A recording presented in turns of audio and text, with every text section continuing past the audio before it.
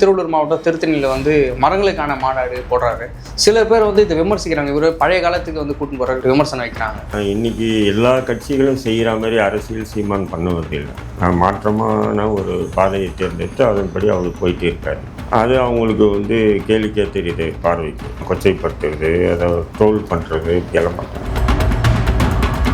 இன்றைக்கு இருக்கக்கூடிய இளைய சமூகம் இருக்கு இல்லையா, இளைஞர்கள் ஒரு விதமான போதையிலே இருக்காங்க. ஒன்று சோசியல் மீடியா போதை, இன்னொன்று பார்த்தீங்கன்னு சொன்னால் நேச்சுரல் போதை, எதனா நடிகர்கள் கூத்தாடி பின்னாடி ரசிகர்கள் என்ற போதை. இப்படி இருக்கும்போது இது போன்ற மாநாடுகள் நடத்தி அந்த இளைஞர்களை வந்து ஒரு லட்சம் பேர் கேட்குறாங்கன்னா அதில் ஒரு 10,000 பேர் திருந்தானா போதும். 1,00,000 பேர் அந்த மாநாட்டு நிகழ்ச்சி போகுது மாணவர்கள் மத்தியில்னா அது ஒரு 10,000 பேர் திருந்தினா அது பெரிய வெற்றி தான் சீமானுக்கு. அது சீமானுக்கு வெற்றின்றதை விட அது இந்த மண்ணுக்கான வெற்றியாக தான் நம்ம பார்க்கணும். எல்லா அரசியல் கட்சிகளும் மாநாடு போடுறதும், பொதுக்கூட்டங்கள் போடுறதும், அப்புறம் பூத் கமிட்டியை வந்து தயாரிக்கிறதும், இப்படி தேர்தல் வேலைகள் தான் மும்முரமாக இருக்கும்போது இவர் மட்டும் மக்களுக்கான பிரச்சனைகளை முன்னெடுத்துட்டு போகிறாரு. இந்த மக்கள் தன் மீது கவனத்தை திருப்பி வருகின்ற தேர்தலில் நாம் தமிழ் கட்சிக்கு வாக்களிப்பாங்கன்ற நம்பிக்கை அவருக்கு இருக்குது. டாஸ்மார்க்கை ஒழிக்க மாட்டேன்ட்டாங்க. கல்லறுக்கும் போராட்டத்தை இது பண்ணி வலியுறுத்தி டாஸ்மார்க் ஒழிக்க வேண்டிய வேலையை வந்து செய்கிறார் என்பது வரவேற்கக்கூடிய விஷயம். புரியுதுங்களா? அந்த மற்ற எல்லா போராட்டங்களுமே ஆடு மாடுகள் போராட்டம், மலை சார்ந்த போராட்டம், அது எல்லாமே வந்து பார்த்திங்கன்னா இன்றைக்கி இயற்கை கனிம வளங்களை கொள்ளையடிக்கக்கூடிய கொலை கூடாரங்களாக தான் அரசுகள் இருக்குது. அது எந்த ஆட்சி வந்தாலும் அப்படி தான் இருக்கும்போது அது மாற்றமாக சீமான் அந்த பாதையை தேர்ந்தெடுத்து கொண்டு போராடும்போது அது வரவேற்கக்கூடியது தானே. உதாரணத்துக்கு அன்றைக்கி வந்து எங்கள் நிகழ்ச்சியில் வந்து நிகழ்வில் கேட்குறாங்க, இதேமாரி வேலூரில் வந்து திப்பு சுல்தான் கோட்டைக்குள்ளே கோயில் இருக்குது, சர்ச் இருக்குது, மசூதி இருக்குது. ஆனால் கோயிலையும் திறந்து வழிபாடு செய்கிறாங்க, சர்ச்சையும் திறந்து வழிபாடு செய்கிறாங்க. ஆனால் மசூதி மட்டும் மூடி வச்சுருக்காங்க, அனுமதியை கொடுக்கல உள்ளே போகிறதுக்கு. நீங்கள் ஆட்சிக்கு வந்தால் அந்த போராட்டத்தை முன்னெடுக்கணும். நானே வந்து தொழுகிறேன், உள்ளே வந்து யார் தடுக்கிறாங்கன்னு பார்க்கலாம். அப்போ இது போல் ஒரு விஷயம் சீமான்கிட்ட வந்து இருக்குது. பெரும்பான்மை இஸ்லாமியர்களும் சரி கிறிஸ்தவர்களும் சரி திமுக கூட தான் நிற்கிறாங்க. திமுக வந்து சரி ஒட்டுமொத்த இஸ்லாமிய கிறிஸ்தவ மக்களுக்கு ஒரு துரோகத்தை தான் தொடர்ந்து இழைத்துட்டு வருது. ஒடுக்கப்பட்ட மக்களுக்கும் சரி, ஒடுக்கப்பட்ட அது யார் யார் திமுக நம்பி வாக்களிக்கிறானோ அவங்களுக்கெல்லாம் துரோகத்தை இருக்கிறது திமுக முதன்மையாக இருக்கும். தேர்தல் நேரம் வந்தால் மட்டும் உங்களுக்கு பாதுகாவலர் நான் தான் அப்படின்னு சொல்லி டைலாக் பேசுவோம். இப்போ நாளைக்கே திமுக பாஜகவோட கூட்டணி வைக்கிட்டோம், ஒரு முஸ்லீம் பையன் திமுக ஓட்டு போட மாட்டோம். ஃபேக்ட்டு. அதனால் திமுகவை நம்பி தான் இருக்கிறது. பாசிச பாஜகவை விட பயங்கரமான ஒரு பாசிசம் வந்து திமுக. நிம்மதி ப்ராப்பர்ட்டி மேனேஜ்மெண்ட், உங்கள் பழைய வீட்டை புதிய வீடாக மாற்றலாம் வாங்க. வாய்ஸ் ஆஃப் தமிழ்நாடு பார்வையாளர்களுக்கு வணக்கம். இன்றைய சிறப்பு நேர்காணலில் நம்மோடு இணைந்திருப்பவர் திரு தடா ரஹீம் அவர்கள். சார் வணக்கம். வாங்க சார். தமிழ்நாட்டில் வந்து நிறைய அரசியல் கட்சிகள் வந்து பல்வேறு விதமான மாநாடுகள் போராட்டங்கள் இதெல்லாம் நடத்திருக்கு. திரு சீமான் அவர்கள் வந்து சமீப காலமாக ஒன்று வந்து முன்னெடுக்கிறாரு, மாடுகளுக்கான மாநாடு அப்படின்னு சொல்லிட்டு. திருவள்ளூர் மாவட்டம் திருத்தணியில் வந்து மரங்களுக்கான மாநாடு போடுறாரு. சில பேர் வந்து இதை விமர்சிக்கிறாங்க. இவர் பழைய காலத்துக்கு வந்து கூட்டின்னு போகிறாரு, கற்காலத்துக்கு கூட்டின்னு போகிறார், மாடுகளுக்கான மாநாடுலாம் நடத்துறாரு அப்படின்னு சொல்லிட்டு விமர்சனம் வைக்கிறாங்க. எப்படி சார் பார்க்குறீங்க? இல்லை, அது ட்ரோல் பண்ண தான் செய்வாங்க அவங்க. ஏன்னு சொன்னால் இன்றைக்கி எல்லா கட்சிகளும் செய்கிற மாதிரி அரசியல் சீமான் பண்ணுவதில்லை. மாற்றமான ஒரு பாதையை தேர்ந்தெடுத்து அதன்படி அவர் போயிட்டே இருக்காரு. அது அவங்களுக்கு வந்து கேளிக்கையாக தெரியுது, பார்வைக்கு. புரியுதுங்களா? அதனால் வந்து அதை வந்து என்ன பண்ணாங்க, கொச்சைப்படுத்துறது, அதை ட்ரோல் பண்ணுறது எல்லாம் பண்ணுறாங்க. குறிப்பாக வந்து பார்த்திங்கன்னா சமீப காலமாக சீமானுடைய எல்லா போராட்டங்கள் மாநாடுகள் எல்லாமே பார்த்திங்கன்னா சுயசார்பு வேளாண் முக்கியத்துவத்தை கொடுத்து தான் அவர் வந்து கொண்டு போகிறார். ஏன்னா இன்றைக்கி எல்லாம் கார்ப்பரேட் உலகமாக மாறிட்டு இருக்குது. சாப்பிட்ற அரிசியிலேருந்து கறி இறைச்சி வகைகள் முதல்கொண்டு மீனை தவிர பார்த்திங்கன்னா எல்லாமே மீன் கூட வந்து குளம் மீன் வந்து செயற்கையாக உருவாக்கப்படுறது. கடல் மீன் மட்டும்தான் செயற்கையாக வருதே தவிர மற்றது எல்லாமே பார்த்திங்கன்னா இயற்கையாக வருதே தவிர மற்ற எல்லாமே செயற்கை இதுதான் இருக்குது. இப்போ இதுக்கு ஒரு மாற்றமாக இன்றைக்கி உலக அளவில் வந்து இது ட்ரெண்ட் ஆகிட்டு இருக்குது. ஆக்சுவலாக பார்க்கலாம், வேளாண் சுயசார்பு வேளாண் என்பது அவ்வளோ முக்கியத்துவம் வாழ்ந்தது. அந்த அடிப்படையில் தான் இப்போ மரங்களுக்கான மாநாடுன்னா நம்ம பேசுகிறது மரங்களுக்கு கேட்க போகிறதில்ல, அது ஒரு விஷயம். அதே நேரத்தில் வந்து இன்றைக்கு இருக்கக்கூடிய இளைய சமூகம் இருக்கு இல்லையா, இளைஞர்கள் ஒரு விதமான போதையிலே இருக்காங்க. ஒன்று சோசியல் மீடியா போதை, இன்னொன்று பார்த்தீங்கன்னு சொன்னால் நேச்சுரல் போதை, இப்படி இல்லைன்னு சொன்னால் எதனா நடிகர் கூத்தாடி பின்னாடி ரசிகர் என்ற போதை, இப்படி இருக்கும்போது இது போன்ற மாநாடுகள் நடத்தி அந்த இளைஞர்களை வந்து ஒரு லட்சம் பேர் கேட்குறாங்கன்னா அதில் ஒரு 10,000 பேர் திருந்தானா போதும். 1,00,000 பேர் அந்த மாநாட்டு நிகழ்ச்சி போகுது மாணவர்கள் மத்தியில்னா அது ஒரு 10,000 பேர் திருந்தினா அது பெரிய வெற்றி தான் சீமானுக்கு. அது சீமானுக்கு வெற்றின்றதை விட அது இந்த மண்ணுக்கான வெற்றியாக தான் நம்ம பார்க்கணும். ஏன்னா யதார்த்தமாக நம்ம வந்து சீமான்ன்றதுனால நம்ம எல்லாத்துக்கும் முட்டு கொடுக்குற ஆள் இல்லை. அவர் எடுக்கக்கூடிய ஒவ்வொரு நிகழ்வுகளும் அந்த அளவுக்கு தமிழகத்தில் முக்கியமான ஒரு விஷயமா இருக்குது. எனக்கு தெரிஞ்சு இப்போ சமீபத்தில் அவர் கல்லிறக்கும் போராட்டம் பண்ணார்.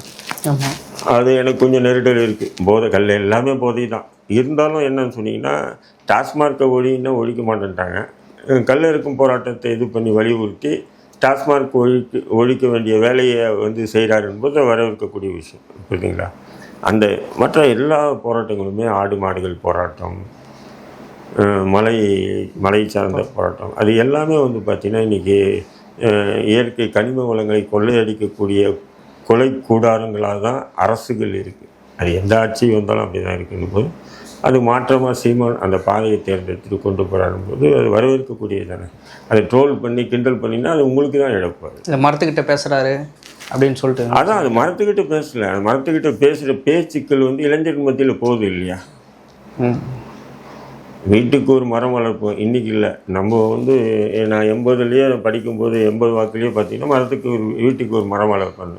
மரம் ஏன் அவசியம்ன்றது இன்றைக்கி சீமான் சொல்கிறாரு இல்லை. அதுதான் வீட்டுக்கு ஒரு மரம் வளர்க்குறது இல்லையா இருக்குது இல்லையா, புத்தகத்தில் வருது இல்லையா. எல்கேஜிலேருந்து ஆரோக்கியம் போய்க்கிறாங்க வீட்டுக்கு ஒரு மரம் வளர்ப்போம் அப்படின்னு. ஆனால் அந்த மரத்தினுடைய தேவைகள் என்ன இருக்குது அப்படின்போது அது சீமான் வந்து ஒரு மாநாடு, அதுக்காக ஒரு மாநாடு போட்டு அதை அவருக்கே உண்டான பாணியில் அவர் பேசும்போது அதை நிச்சயம் வந்து மக்கள் மத்தியில் பரவலாக போச்சுன்னு சொன்னால் அது தமிழக மக்களுக்கு தான் நன்மை. எல்லா அரசியல் கட்சிகளும் மாநாடு போடுறதும் பொதுக்கூட்டங்கள் போகிறதும் அப்புறம் பூத் கமிட்டியை வந்து தயாரிக்கிறதும் இப்படி தேர்தல் வேலைகள் தான் மும்முரமாக இருக்கும்போது இவர் மட்டும் மக்களுக்கான பிரச்சனைகளை முன்னெடுத்துட்டு போகிறாரு. இந்த மக்கள் தன் மீது கவனத்தை திருப்பி வருகின்ற தேர்தலில் நாம் தமிழ் கட்சிக்கு வாக்களிப்பாங்கன்ற நம்பிக்கை அவருக்கு இருக்குது, நமக்கு இருக்குது. நேற்று வந்து உலக தமிழர் கிறிஸ்துவ இயக்கம் அவங்க சார்பாக கூட அவங்க கூட வச்சாங்க. நிறைய கேள்வி பதில்கள்லாம் வந்து அதுலேயும் இருந்தது. அவங்க என்ன கிறிஸ்தவர்கள் நிறைய வச்சாங்கன்னா, நீங்கள் வந்து முன்னாடி என்ன பேசுனீங்க தெரியுமா, கிறிஸ்தவங்களை எப்படிலாம் விமர்சிச்சிங்க, கிறிஸ்தவங்களை என்னெல்லாம் சொன்னீங்க நீங்கள் அப்படின்ற மாதிரி, இப்போ மட்டும் இப்படி மாறுறீங்களே, இப்போ எப்படி நான் உங்களை நம்புறது, நாங்கள் எதுக்கு ஓட்டு போனோன்ற மாதிரி நிறைய பேர் கேள்விகள் வச்சாங்க. இல்லை, அது அந்த கருத்து இங்கே நம்ம நிகழ்ச்சி நம்ம கருத்தரங்களை கூட வச்சுட்டாங்க. அதுதான் தெளிவுபடுத்திட்டாருல்ல. தற்பெருமைன்னு சொன்னால் நான் செய்வேன் அப்படின்றது தற்பெருமையா சொல்லுங்கள். நான் ஆட்சிக்கு வந்தால் நான் இதை நிறைவேற்றுவேன், இதை செய்வேன், அதை செய்வேன்னு சொல்லிட்டு தற்பெருமை என்றால் அப்போ எல்லா கட்சிகளும் தற்பெருமை தானே பேசுகிறாங்க. எல்லா கட்சிகளும் வாக்குறுதி கொடுக்குறாங்களா இல்லையா? ஆனால் இவர் வாக்குறுதியை மீறி நான் செய்வேன் அப்படின்றார். நான் உங்களோட ஒருத்தனாக இருப்பேன். உதாரணத்துக்கு அன்றைக்கி வந்து எங்கள் நிகழ்ச்சியில் வந்து நிகழ்வில் கேட்குறாங்க, இதேமாரி வேலூரில் வந்து திப்பு சுல்தான் கோட்டைக்குள்ளே கோயில் இருக்குது, சர்ச் இருக்குது, மசூதி இருக்குது. ஆனால் கோயிலையும் திறந்து வழிபாடு செய்கிறாங்க, சர்ச்சையும் திறந்து வழிபாடு செய்கிறாங்க. ஆனால் மசூதி மட்டும் மூடி வச்சுருக்காங்க, அனுமதியை கொடுக்கல உள்ளே போகிறதுக்கு. கேட்டால் தொழில்துறை பாதுகாப்பு, தொழில்துறை பாதுகாப்புன்றாங்க. நீங்கள் ஆட்சிக்கு வந்தால் அந்த போராட்டத்தை முன்னெடுக்கணும். நானே வந்து தொழுகிறேன், உள்ளே வந்து யார் தடுக்கிறாங்கன்னு பார்க்கலாம். அப்போ இது போல் ஒரு விஷயம் சீமான்கிட்ட வந்து இருக்குது. சரிங்களா? போராட்டம் பண்ணுறது வேறு விஷயம். நானே வரேன், நானே உள்ளே போகிறேன், நானே உள்ளே வந்து தொழுகிறேன். நான் கோயிலுக்கு அனுமதி இருக்குது, சர்ச்சுக்கு அனுமதி இருக்குது, பள்ளிவாசலுக்கு அனுமதி இல்லை. ஏன்? கட்டினது திப்பு சுல்தான் முஸ்லீம். பள்ளிவாசலுக்கு மட்டும் அனுமதி இல்லை, பள்ளிவாசல் மட்டும் மூடி வச்சுருக்கு. இப்போ கூட நீங்கள் உள்ளே போகணுன்னு சொன்னீங்கன்னா உடனே போலீஸ் வந்துடுறான், மடக்கிறான், வெளியே துரத்துறான், அங்கே போய் பார்க்கறது கூட விடுறதில்லை. அப்போது ஏன் இப்படி வந்து காவல்துறை பண்ணுது? அப்போ நான் ஆட்சிக்கு வந்தால் அதை நான் வந்து திறப்பேன் அப்படின்ற இதில் என்ன தவறு இருக்குது? அப்போது சொல் வேறு செயல் வேறு. நான் செய்து முடிப்பேன் அப்படின்றாரு. ஆட்சிக்கு வந்தார்னா எதிர்பார்ப்புகள் செய்கிறாரான்னு பார்க்கணும். ஆனால் பெரும்பான்மை இஸ்லாமியர்களும் சரி கிறிஸ்தவர்களும் சரி திமுக கூட தான் நிற்கிறாங்க. ஆமாம், அது காலங்காலமாக நின்றுட்டு இருக்காங்க. அதை மாற்றணுன்றது தான் நம்முடைய இதுவும். திமுக வந்து சரி ஒட்டுமொத்த இஸ்லாமிய கிறிஸ்தவ மக்களுக்கு ஒரு துரோகத்தை தான் தொடர்ந்து இழத்திட்டு வருது. ஒடுக்கப்பட்ட மக்களுக்கும் சரி, ஒடுக்கப்பட்ட அது யார் யார் திமுக நம்பி வாக்களிக்கிறானோ அவங்களுக்கெல்லாம் துரோகத்தை இருக்கிறது திமுக முதன்மையாக இருக்கும். தேர்தல் நேரம் வந்தால் மட்டும் உங்களுக்கு பாதுகாவலர் நான் தான் அப்படின்னு சொல்லி டைலாக் பேசுவாங்க. இப்போ சார் நேற்று ஒரு அறிக்கை வந்திருக்கு ஆர்டிஐயில். தமிழகத்தில் வந்து இந்த 4.5 வருடங்களாக வந்து ஒரு 3000க்கும் மேலே SC/ST வன்கொடுமைகள் வந்து நடந்திருக்கு. அதுவும் முக்கியமாக தென் மாவட்டங்கள் சைடு தான். மதுரையில் மட்டும் ஒரு கிட்டத்தட்ட ஒரு 500க்கும் மேற்பட்டது வழக்கு இருக்குது அப்படின்னு நேற்று வந்து வெளிவந்திருக்கு. இல்லை, அதுதான் சொல்கிறேன். நான் என்ன சொல்கிறேன், எப்போல்லாம் எதிர்க்கட்சியாக திமுக இருக்கோ அப்போல்லாம் ஒடுக்கப்பட்ட சிறுபான்மை மக்களுக்கு ஆதரவாக செயல்படும். எப்போல்லாம் ஆளுங்கட்சியாக மாறுதோ ஒடுக்கப்பட்ட சிறுபான்மை மக்களுக்கு எதிராக செயல்படும். இது நான் இல்லை, என்னுடைய அரசியலாசன் பழனி பாபாவை பலமுறை சொல்லிட்டாரு, மேடையில் சொல்லியிருக்காரு. புரியுதுங்களா? அது வந்து இப்போ நம்ம கண்ணால் பார்த்துட்டு இருக்கோம். அவருடைய தொலைநோக்கு பார்வையில் அன்றைக்கி அவர் பேசுனது சுமார் ஒரு 30 ஆண்டுகள் கழிச்சு இன்றைக்கி வந்து திமுக அதை செஞ்சுட்டு வருது. இப்போ சமீபத்தில் கூட வந்து நீங்கள் பார்த்துருக்கலாம், துப்புரவு பணியாளர்கள் வந்து போராடிட்டு இருக்கும்போது அந்த பணியாளர்களை அப்புறப்படுத்துகிற விதத்தை பார்த்தீங்கன்னு சொன்னால் கொடுமையாக இருக்கா இல்லையா? கேட்டால் நான் துப்புரவு பணியாளர்களை உட்காந்து சாப்பிட்டேன், உட்காந்து டீயை குடித்தேன், உட்காந்து அவங்க தோல் மேலே கை போட்டேன் அப்படின்னு சொல்லக்கூடிய ஒரு முதல்வர். ஏதோ ஒரு நடிகை கூப்பிட்டான்றதுக்காக இங்கேருந்து பறந்தடிச்சு ஓடுற நடிகர். ஏன்னா துப்புரவு பண்ண 15 நாட்களுக்கு மேலே உட்காந்துருந்தாங்க. யாருமே வந்து திமுக சார்பாகவோ திமுக கூட்டணி சார்பாக அங்கே போய் யாரும் பேசவே இல்லை. அப்போது ஒடுக்கப்பட்ட மக்களுடைய ஆதரவு திமுக. அதன் பிறகு அந்த போராட்டம் அடித்து உடைக்கி அது மக்கள் மத்தியில் மிகப்பெரிய ஒரு சர்ச்சையான பிறகு அதை என்ன பண்ணுறாங்க, அது அப்படியே தூக்கிட்டு போய் யாரும் 4 பேரை கூட்டிட்டு போய் முதல்வருக்கு உட்காந்து நன்றி தெரிவிக்கிற மாதிரி பண்ணுறாங்க. இது திமுக காலங்காலமாக செஞ்சுட்டு வருது. முஸ்லீம்களுக்கு துரோகம் செய்யும், உடனே 4 தொப்பி போட்ட முஸ்லீம்களை வச்சுக்கிட்டு அவங்க நன்றி சொல்கிற மாதிரி ஒரு ஃபோட்டோ எடுத்து போடும்.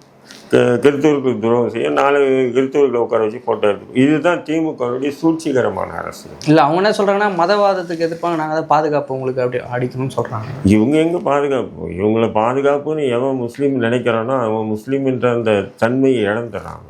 எப்போவுமே முஸ்லீம்களுக்கு பாதுகாப்பு இறைவன் தான். புரியுதுங்களா? அடுத்தது தான் ஆட்சியாளர். புரியுதுங்களா? என்ன அதிகபட்சமாக என்ன பண்ண முடியும்? இந்த உயிரை எடுக்க முடியும். பாஜகவை இங்கே தமிழ்நாட்டை ஆண்டுதுன்னா என்ன பண்ணுவாங்க? முஸ்லீம்களை கொல்லுவாங்க. உயிரை தவிர வேறு என்ன இருக்குது? சொல்கிறேன் உதாரணத்துக்கு. புரியுதுங்களா? யாரும் ஆனந்தப்பட்ட ரஷ்யாவிலே வந்து பார்த்தீங்கன்னு சொன்னால் ரஷ்யாவுடைய கோர்பச்சோ அதுக்கு முன்னாடி லெனினுடைய ஆட்சியிலே பார்த்தீங்கன்னா சர்ச்சுகள் பள்ளிவாசல்கள்லாம் மூடி எதுவுமே திறக்கக்கூடாதுன்னு வச்சுருந்தான். திறக்கக்கூடாதுன்னு வச்சுருந்தான். அப்படி இருந்தும் கூட இப்போ சமீபமாக வந்து 8 முஸ்லீம் நாடுகள் உருவாச்சு. அதுதான் வந்து நம்முடைய எழுத்தாளர் வலம்புரி ஜான் அவருடைய புத்தகத்தில் எழுதுகிறாரு. நான் ரஷ்யாவில் சுற்றுப்பயணம் செய்தேன். சுற்றுப்பயணம் செய்யும்போது நான் கண்ட காட்சி, எல்லா மதங்களும் வாழ்கிறது ரஷ்யாவில், இஸ்லாம் மட்டும் வளர்கிறதுன்னு. எப்போ 90ல் எழுதினார். நான் அந்த புத்தகத்தை படித்து இந்த ஆள் நான் மென்டலாக இப்படி எழுதியிருக்காருன்னு. ஆனால் அன்றைக்கி அவர் எழுதின புத்தகத்தினுடைய வரிகள் இன்றைக்கி உண்மையாக இருக்கா இல்லைங்களா? அதனால் யாரும் நீங்கள் எவ்வளோ தான் அடக்குமுறையை கொண்டு ஒடுக்குமுறையை கொண்டு சிறை கொடுமையை வச்சு நீங்கள் அரசுகள் பண்ணலாமே தவிர யாருமே யாரும் ஒழிக்க முடியாது. புரியுதுங்களா? அதனால் நீங்கள் வந்து பாசிசத்துக்கு எதிரி என்ன ஒரே ஒன்று, பாஜக நேரடியாக இஸ்லாமியர்களுக்கு எதிராக செயல்படுது. அதுக்கு எதிரான கட்சிக்கு திமுக வாக்களிக்குது இஸ்லாமிய மக்களுடைய, அது கடமையாயிடுச்சு. இப்போ நாளைக்கே திமுக பாஜகவோட கூட்டணி வைக்கிட்டோம், ஒரு முஸ்லீம் பையன் திமுக ஓட்டு போட மாட்டான். ஃபேக்டு. அதனால் திமுகவை நம்பி தான் இன்றது இல்லை, திமுகவுக்கு போடக்கூடாதுன்றது தான் என்னுடைய பாசிச. பாஜகவை விட பயங்கரமான ஒரு பாசிசம் வந்து திமுக. காங்கிரஸ் சார், காங்கிரஸ் அகில இந்திய அளவுக்கு, அதாவது காங்கிரஸ் எப்படின்னு சொன்னீங்கன்னா என்ன சொல்கிறது, அதாவது இப்போ பாஜக இருக்குது, அதுக்கு ஆல்டர்னேட்டிவாக முஸ்லீம்கள் காங்கிரஸை தேர்ந்தெடுக்கிறாங்க. புரியுதுங்களா? அப்படின்னு பார்த்தா காங்கிரஸ் வந்து பத்திரமாட்டு தங்கம், இஸ்லாமியர்களுக்கு அதை செஞ்சாங்க இதை செஞ்சு எதுவுமே சொல்ல முடியாது. தடா என்ற கொடுஞ்சட்டம் கொண்டு வந்து காங்கிரஸ், தடா சட்டத்தில் 12,000 வழக்குகள் பதிவு செய்து காங்கிரஸ், 12,000 வழக்குகளில் 60,000 பேர் கைது செஞ்சது காங்கிரஸ் ஆட்சி. பாபர் மசூதி இடிக்கப்பட்டது காங்கிரஸ் ஆட்சி. அப்துல் குருக்கு வந்து சாட்சிகள் இல்லை, ஆதாரங்கள் இல்லை, தூக்கு தண்டனை கொடுத்தது காங்கிரஸ் ஆட்சி. இன்னும் என்ன சொல்கிறதுன்னா, யூபா என்கிற அன்லாஃபுல் ஆக்டிவிட்டிஸ் ஆக்டை சட்டத்தை கொண்டு வந்து காங்கிரஸ் ஆட்சி. என்ஐ என்ற நேஷனல் தேசிய புலனாய்வு முகாமையை கொண்டு வந்தது காங்கிரஸ் ஆட்சி. இன்னும் என்ன சொல்கிறது, காங்கிரஸ் வந்து முஸ்லீம்களுக்கு வந்து அவங்களும் அப்படி தான். ஆட்சிக்கு வந்த பிறகு எல்லாமே அப்படி மாறுறாங்க. ஆட்சிக்கு வரத்துக்கு முன்னாடி சிறுபான்மை மக்களுக்கு பாதுகாவல் மாரி இருக்கிறதும், ஆட்சிக்கு வந்தோடனே சிறுபான்மை மக்களுக்கு எதிராக செயல்படுறதும் பெரிய வித்தியாசம்லாம் பாஜகவுக்கும் காங்கிரஸுக்கும் இல்லை. நிகழ்ச்சியில் பங்கேற்று பல்வேறு கருத்துக்களை பகிர்ந்து நன்றி சார்.